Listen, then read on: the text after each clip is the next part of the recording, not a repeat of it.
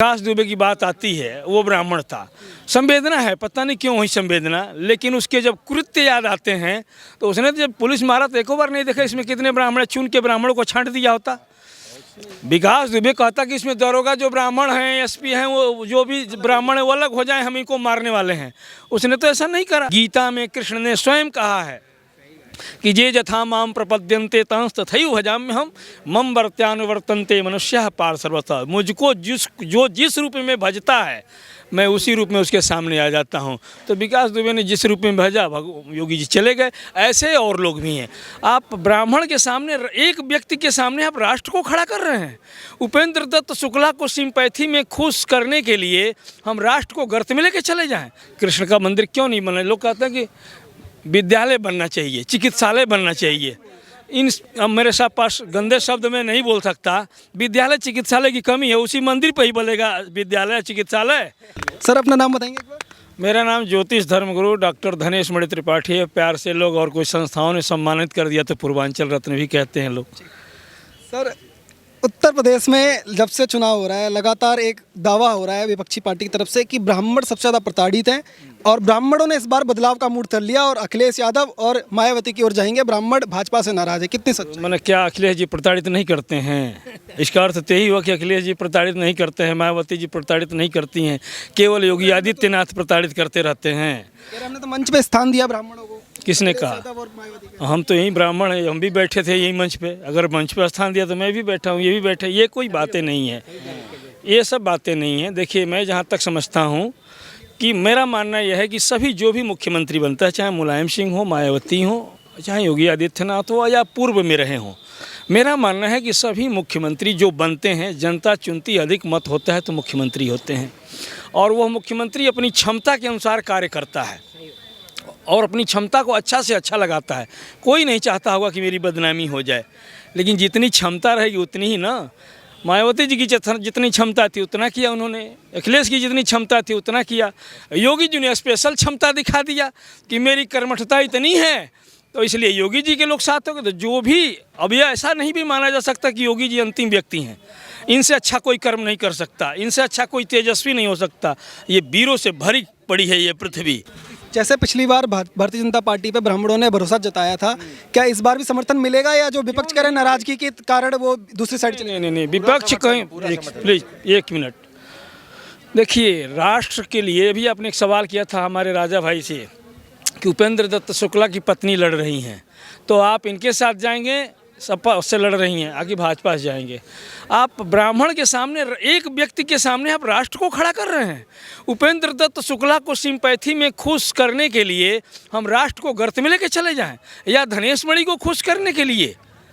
ये के लिए अगर आप कहें कि धनेश मणि को आप वोट देंगे या कि राष्ट्र के लिए दें, राष्ट्र के लिए जो सरकार काम कर रही है उसी को वोट देगा। और जो भी राष्ट्र का पोषक है, मेरा आप फेसबुक देखेंगे तो लिखा हुआ है पूर्वांचल रत्न के लिए राष्ट्र धर्म सर्वोपरि, और हर नागरिक का राष्ट्र धर्म सर्वोपरि होना चाहिए। पहले राष्ट्र धर्म है, उसके बाद उसके पास पुत्र धर्म, पितृधर्म, मातृधर्म, गुरु धर्म, शिष्य धर्म होता है। क्योंकि अगर वो हर नागरिक बचेगा ही नहीं, उस पृथ्वी पर ही नहीं रहेगा, तो पुत्र धर्म क्या निर्वहन करेगा और पिता धर्म क्या निर्वहन करेगा? अच्छा, ग्राउंड पे जो ब्राह्मण समाज के लोग हैं वो ये चीज़ किस तरीके से देखते हैं कि जो एनकाउंटर हुए हैं उनमें क्या कहते हैं कि अपराधी था इसलिए मारा गया या ब्राह्मण था इसलिए मारा गया, किस तरीके से?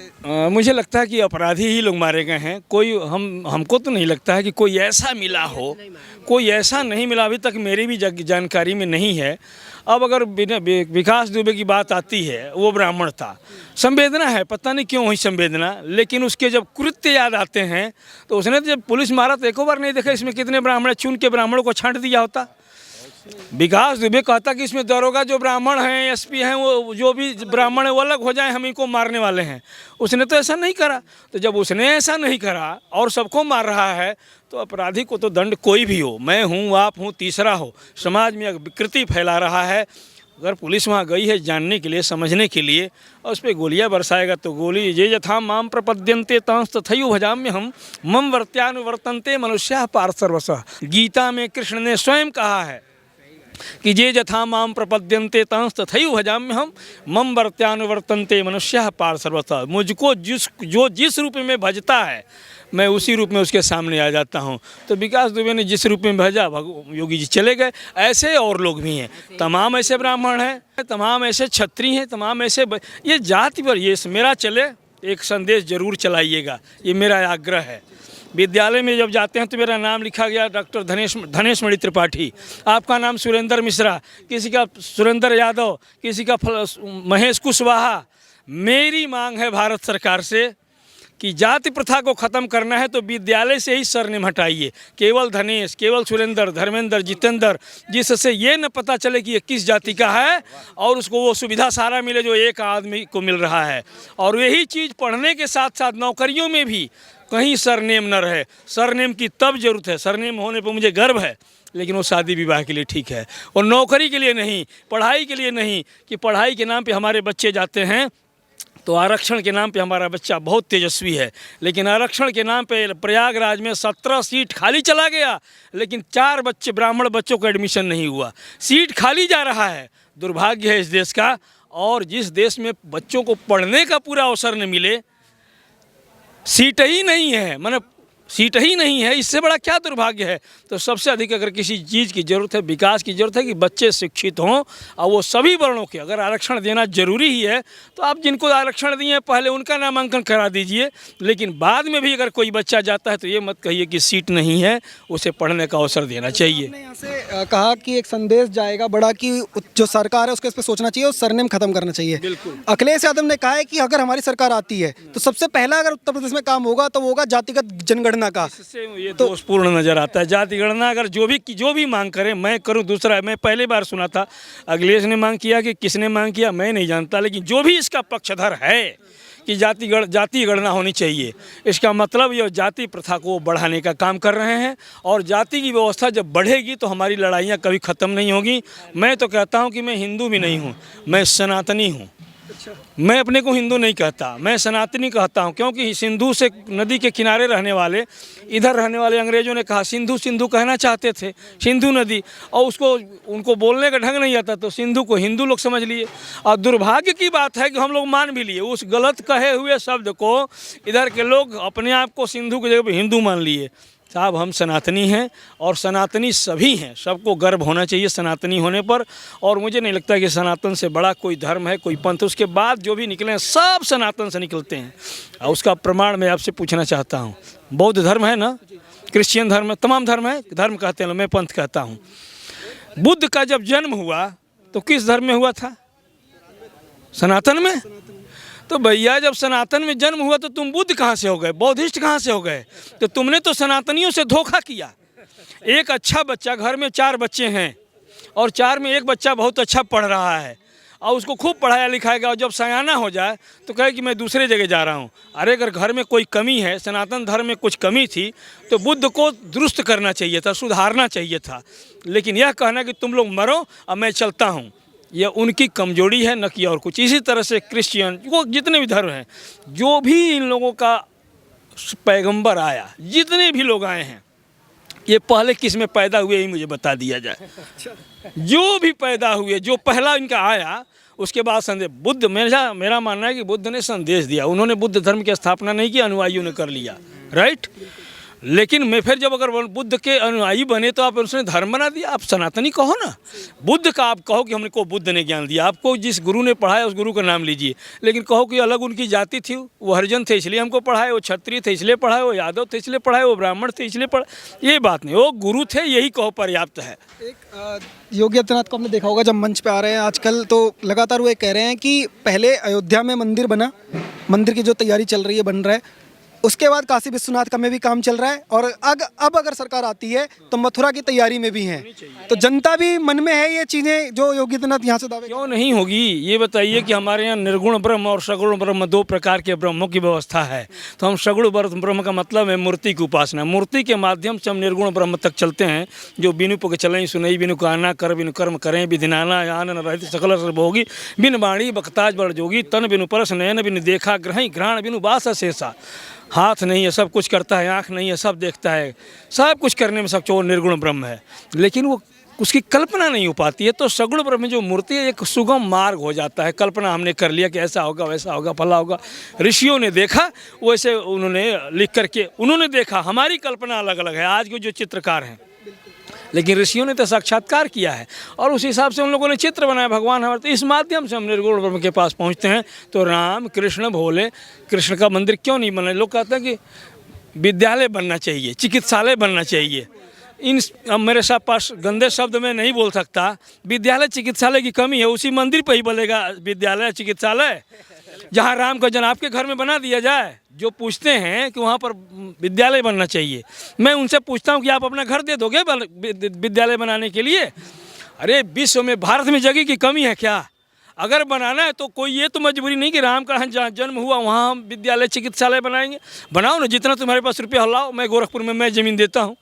राम जन्मभूमि पे ही बनेगा, ये गलत है। अगर किसी का मस्जिद भी है उसको कोई तोड़ करके, हटा करके, अगर सचमुच वहाँ पर कोई, इस्लाम धर्म में भी बहुत अच्छे लोग हैं जो ईमानदारी से नमाज करते हैं, ईश्वर में आस्था रखते हैं, मैं उनके प्रति हृदय से कृतज्ञता ज्ञापित करता हूँ कि जो वो धर्म के नाम पे सचमुच धर्म कर रहे हैं, वो धर्म के नाम पे पाखंड फैलाने वाले इस्लाम में भी हैं, हमारे हिंदू में भी हैं, क्रिश्चियन में भी हैं, पारसी में, सभी धर्मों में कुछ लोग हैं। इसका मैं सख्त विरोध करता हूँ और हर अच्छे व्यक्ति को, सभी धर्म के धर्मानुरागी जो लोग हैं, जो ईमानदारी से धर्म कर रहे हैं, उनको मेरा सलूट है, नमन है। एक सपा के नेता हैं, वो लगातार दावे कर रहे हैं और कह रहे हैं कि जो गलती हमसे अयोध्या में हुई थी वो इस बार मथुरा में नहीं होगी। 40 करोड़ हैं, आसानी से मत लेना। नहीं, ये तो जो कह रहा है, देखिए उसकी कमजोरी है। जो भी कह रहा है कि हम अगर 40 करोड़ हैं, 56 करोड़ से नहीं होता है, करोड़ों से नहीं होता है। ये बर में को गुणी पुत्र न च मूर्ख सतैरपि एकस चंद्र तमो हंति न च तारा गणिरपि। करोड़ों तारे हैं इस आकाश में, उनके निकलने से प्रकाश नहीं होता है, अकेला चंद्रमा निकलता है और चांदनी रात हो जाती है। तो आप करोड़ों रहो साहब, जब हमारी आस्था पे चोट पहुंचेगा तो तुम वो गिनती में नहीं आओगे। जब शेर छलांग लगाता है ना, अब शेर के साथ जंगल में तो बहुत सारे लोग रहते हैं, लेकिन वो फिर उसका सामना नहीं कर सकते। मैं ये कह रहा हूँ कि जब उसमें शेर, जानते हैं क्या है, उनके अंदर जो अंदर का कमज़ोर भाव रहेगा कि मथुरा में ये तोड़ने पर हम गलत किए हैं, तो उनके अंदर का ये जो डर है उनको कमज़ोर बनाएगा। हम उनके सही मस्जिद को तोड़ने जाएं तो हमारे अंदर डर उत्पन्न होगा, क्योंकि सत्य क्या है ये मुझे पता है। इसलिए 40 करोड़ 60 करोड़ हों, चाहे जितने करोड़, फर्क नहीं पड़ता है। सत्य के साथ हैं तो उनकी जीत है, और गलत के साथ है तो वो 70,000 करोड़ हों फिर भी ख़त्म हो जाएंगे, वो बोलते रह जाएं। अंत में एक हमारे जो व्यूअर्स हैं उनके लिए एक मैसेज आपकी तरफ से जाए, जो गोरखपुर से आपको लोग जो हैं वो लगातार देख रहे हैं, पूरे देश में ये मैसेज जाए कि यहाँ का जो संत समाज है, जो बाकी लोग हैं, क्या योगी आदित्यनाथ के साथ समर्थन देंगे या जो विपक्ष के दावे हैं उनमें उनकी तरफ जाएंगे? देखिए, अखिलेश जी में एक अच्छी बात थी जहाँ तक मैं समझता हूँ। अखिलेश जी के अंदर चूँकि पढ़े लिखे हैं इसलिए सोचने की क्षमता अच्छी है, लेकिन उनको कोई गुरु नहीं है जो उनको सही दिशा दे। अखिलेश जी के पास कोई व्यक्ति नहीं है जो उनको दिशा दे सके। और जहाँ तक मैं समझता हूँ अखिलेश जी को दिशा दे भी कैसे? कृष्ण भगवान के कुलगुरु मालूम है कौन थे? राम के कुलगुरु वशिष्ठ थे, लेकिन कृष्ण के कुलगुरु कौन थे मालूम है? नहीं पता है, मैं बताता हूँ। शांडिल्य ऋषि थे। शांडिल्य ऋषि कृष्ण की रक्षा करने के लिए जब राक्षस मारने जाते थे तो शांडिल्य ऋषि ने उस नंद गांव के साथ एक परिसर को घेर दिया और कहा, श्राप दिया कि इस सीमा रेखा में कोई भी राक्षस आएगा तो पत्थर बन जाएगा। आप द्वारिका के रहने वाले हैं, जाके देखिएगा, आपने सुना भी होगा कि उस सीमा रेखा में इनके श्राप के बाद 2 राक्षस घुसे और वो तुरंत पत्थर बन गए, जिनका नाम बिलाव उदबिलाव था। आज भी वो पत्थर पड़ा हुआ है और हमारे माताएँ बच्चों को डराती कह के कि जल्दी सो जाओ नहीं तो बिलाव उदबिलाव आ जाएगा, राइट। और आज चले जाइए शांडिल्य ऋषि के आश्रम में उत्तराखंड में, आज भी गलती से अगर उनके सीमा रेखा में थूक दिया आपने तो वो बर्फ़ बन जाता है। पानी कितना भी गिरे, सही चीज़ कुछ भी वो गड़बड़ नहीं होता, लेकिन आपने थूक दिया, कुछ और गलत कर दिया तो तुरंत बर्फ़ बन जाता है। तो शांडिल्य ऋषि कृष्ण की रक्षा किए थे। मैं शांडिल्य ऋषि का वंशज हूँ। अखिलेश जी गुरु बना लें तो मैं अच्छा रास्ता दूँ उनको, तो जितनी मति भ्रमित हुई है वो सब ठीक हो जाएगी। अखिलेश जी पढ़े लिखे हैं, अच्छा काम कर सकते हैं, लेकिन वो बीच में सब गड़बड़ियाँ सब हैं। लेकिन एक आदमी अच्छा कर रहा है, योगी जी काफ़ी अच्छा काम कर रहे हैं, मैं जहाँ तक समझ रहा हूँ। विकास की जहाँ तक बात है, अखिलेश जी कुछ और सोच सकते हैं, योगी जी कुछ और सोचते हैं, दोनों ही जितना सोच सकते हैं उससे ज़्यादा मैं सोच सकता हूँ। ये तो आप अवसर आने की बात है साहब। आपको अखिलेश जी को मौका मिला तो अखिलेश जी ने दिखाया, योगी जी को मौका मिला तो योगी जी ने दिखाया। मैं ज्योतिष जगत का काम करता हूँ, घर से निकला हूँ, 25 देशों में मैंने यात्रा की और तमाम 25 देश को लेकर गोरखपुर मैंने खड़ा कर दिया। तो मैं अपने क्षेत्र में, अपनी दुनिया में इस स्तर पे हूँ कि अगर ज्योतिष जगत का कोई नाम ले तो प्रसन्नता के साथ डॉक्टर धनेश मणि त्रिपाठी का नाम लेना पड़ेगा। और कोई मेरा शत्रु बनता हो तो मजबूरी बस सही सही, लेकिन धनेश मणि का नाम लेना पड़ेगा। धनेश मणि के नाम के बगैर ज्योतिष की चर्चा पूरी नहीं हो सकती। तो अगर उस क्षेत्र में मैं जगह बना सकता हूँ तो मैं भी राष्ट्र कल्याण के लिए, जबकि मैं धर्मगुरु हूँ, जैसे योगी जी उन्होंने संन्यास धर्म को से नीचे उतर करके राजधर्म अपनाया है, ब्राह्मण का काम केवल मंत्री का है, आप लोग ब्रह्मा के दिन से सर। मंत्री का है। तो हम भी राजधर्म, और अच्छी बात है कि इस देश में कोई राजा नहीं है, इस देश में कोई राजा नहीं है, मंत्री हैं, प्रधानमंत्री, मुख्यमंत्री, स्वास्थ्य मंत्री, सब मंत्री। तो मंत्री का काम है कि राजा को सलाह दे। इस देश में कोई राजा नहीं, तो मंत्री का काम तो हमारा होना चाहिए। ब्राह्मण हमेशा मंत्री का काम किया है और क्षत्रिय हमेशा राजा बना है। तो ये सब उलट फेलट सब चल गया है। मेरे कहने का मतलब है कि हर व्यक्ति के अंदर, इस बच्चे के अंदर भी क्षमता हो सकती है, इनके अंदर भी, उनके अंदर भी। मनीष जी हमारे पास बैठे हुए, ऐसा थोड़ी, उनकी बहुत सारी क्षमता है, आपके अंदर बहुत सारी क्षमता है। आपको अवसर मिला तो आप माइक लेकर के हमसे पूछ रहे हैं, बहुतों को अवसर नहीं मिला हो तो आपसे अच्छा पूछ सकते हैं, लेकिन उनके पास अवसर नहीं है। तो मौका मिले तो आदमी दिखाए साहब। तो मुझे लगता है कि योगी जी अभी इतना अच्छा काम कर रहे हैं जिसमें सबसे ज़्यादा ज़रूरी है सुरक्षा। आप जिंदा रहेंगे तब न सड़क पे चलेंगे, आप जिंदा रहेंगे तब न हवाई जहाज़ पे चढ़ेंगे। अखिलेश के राज में नहीं जिंदा रहेंगे? नहीं, रहते हैं, उसमें रहते हैं, लेकिन तुलनात्मक अध्ययन करें तो इस मामले में अखिलेश जी पीछे हैं। और मेरी सलाह है कि इस पे उनको ध्यान देना चाहिए, क्योंकि इस देश को एक अच्छे नेता की ज़रूरत है। जिस दिन समझ में आ जाएगी, आप घर में बैठे रहेंगे, लोग वोट आप ही को मारेंगे, लेकिन साहब उस योग्य बनिए। जैसे ज्योतिष की बात कर दी तो हमारे दर्शक जो हैं वो लगातार, अगर मैं आपसे सवाल नहीं पूछूंगा तो मुझे कमेंट में जरूर पूछेंगे कि एक बार ज्योतिष, अगर इतना आप जैसे बताइए कि इतने देशों में यात्रा की, सब कुछ की है और ज्योतिष में इतना लगातार ज्ञान रखते हैं, तो क्या यहाँ से एक भविष्यवाणी जाएगी कि 10 मार्च को सरकार किस ओर आ रही है? 2012 की मैं बात कर रहा हूँ। बंसल न्यूज पे आप उठा के देख लीजिएगा, और इंडिया टुडे में सनद रह करके छपता था एक पेज, उसमें मेरी भविष्यवाणी 2012 में छपी थी, जिसमें दूर दूर तक मोदी जी की चर्चा नहीं थी, भाजपा की नहीं चर्चा थी। उस समय केंद्र के सरकार थी कांग्रेस की। हमसे पूछा गया था किसकी सरकार बनेगी, तो मैंने उत्तर दिया था कि मोदी की सरकार बनेगी। सब लोग हंसने लगे थे कि आप क्या बोल रहे हैं, बीजेपी कहते तो समझ में आता, इस समय मोदी बोल रहे हैं, नरेंद्र मोदी। मैंने बोला जब, तो कह रहे कि अरे आडवाणी जी हैं, नीतीश हैं, कौन और बड़े नेता थे 4-5 लोग, नितिन गडकरी, एक और बहुत बड़ा नाम था, नहीं एक और नाम बहुत अच्छा लोग रह रहे थे, जसवंत सिंह, इस तरह कुछ नाम ठीक से नहीं याद आ रहे, कुछ बड़े बड़े नाम गिराए उन लोगों ने। हम कहे देखिए हम ज्योतिषी हैं और ज्योतिष के हिसाब से कह रहा है कि प्रधानमंत्री नरेंद्र मोदी बनने जा रहे हैं। तो उन्होंने कहा कि नरेंद्र मोदी का नाम आएगा तो नीतीश खड़े हो जाएंगे, सब विरोध में खड़े हो जाएंगे। और नरेंद्र मोदी का तो वो गुजरात की घटना की वजह से, हाँ वो घटना हुई है तो उन पर दोष आरोपित किया गया, तो मानव का ये है वो है, पता नहीं क्या क्या। हम कह नहीं भैया ये सब मुझे नहीं पता है, ज्योतिष ये कह रहा है कि ये प्रधानमंत्री बनेंगे तो जितनी बाधाएं हैं विश्व की सब खत्म हो जाएगी, और योग न बन रहा हो तो संसार की सारी ताकत लगा लीजिए, कुछ नहीं होगा। पहली भविष्यवाणी सच हुई। दूसरी भविष्यवाणी, योगी जी की सरकार बननी थी, मैंने सम्मेलन कराया था 17 में, जब बिल्कुल मेरे जिनके मुख्यमंत्री बनने के पहले का मेरा सम्मेलन है, और हमारे यहाँ 500 विद्वान आए हुए थे, जिसमें हम तमाम देश के लोग आए थे। वही मंच से कहा गया था, अब मैं ही नहीं सब लोगों ने कहा था, और योगी जी मुख्यमंत्री बनेंगे और बन गए। इस बार योगी आदित्यनाथ को तो खुद भी नहीं पता था कि मुख्यमंत्री बनने वाले हैं। यही तो बात है, ज्योतिष इसीलिए तो है। इस समय धूप है, हम कह सके कि अभी 2 घंटे बाद बारिश होगा, यही तो ज्योतिष है। हम बारिश के समय कहने लगे कि अभी बारिश होगा, तो ये कौन सी बड़ी बात है साहब। हम इंतजार कर रहे हैं 2022 के चुनाव की भी एक बार। मैं अभी देखिए, चूँकि योगी जी का जो टिकट था वो कभी अयोध्या का आ रहा था, कभी मथुरा का आ रहा था, कभी गोरखपुर का आ रहा था, तो ज्योतिष ऐसे नहीं चलता है। ज्योतिष योगी आदित्यनाथ चला, और जहाँ से चुनाव लड़ रहे हैं वो जनता उनको उस नाम से, गोरखपुर की कुंभ राशि होगी, ठीक है, मथुरा की सिंह होगी, अयोध्या की मेष होगी, अब सब डिफरेंट हो गया। तो उनसे कौन सी चीज़ मैच कर रही है, गोरखपुर हमेशा मैच किया है, अब इसी से समझ जाइए। लेकिन मैंने अभी इस पर सच्चाई ये है कि मैं उतना ही बोलता हूँ जो सच हो। मैं अभी इस पर पूरा अध्ययन नहीं कर पाया हूँ, लेकिन जितना देखा हूँ उसमें अभी भाजपा बनती नज़र आ रही है। बिल्कुल, बहुत बहुत धन्यवाद। तो लगातार हमने इनसे बात करने की कोशिश की है। इनका कहना साफ है कि उत्तर प्रदेश में ब्राह्मणों को लेकर के जो भ्रांतियाँ फैलाई जा रही हैं उसका ज़्यादा कोई फर्क पड़ने वाला है नहीं। योगी आदित्यनाथ के साथ प्रभुत्व सम्मान जो प्रबुद्ध सम्मेलन जो हो रहे हैं उसमें जो लोग हैं वो भरोसा जता रहे हैं। इसके अलावा इन्होंने बड़ी भविष्यवाणी भी यहाँ से की है कि 2022 में भाजपा फिर से सरकार बनाने जा रही है, ऐसा इनका दावा है। आप देखते रहिए ओ न्यूज़ हिंदी। धन्यवाद। जय हिंद।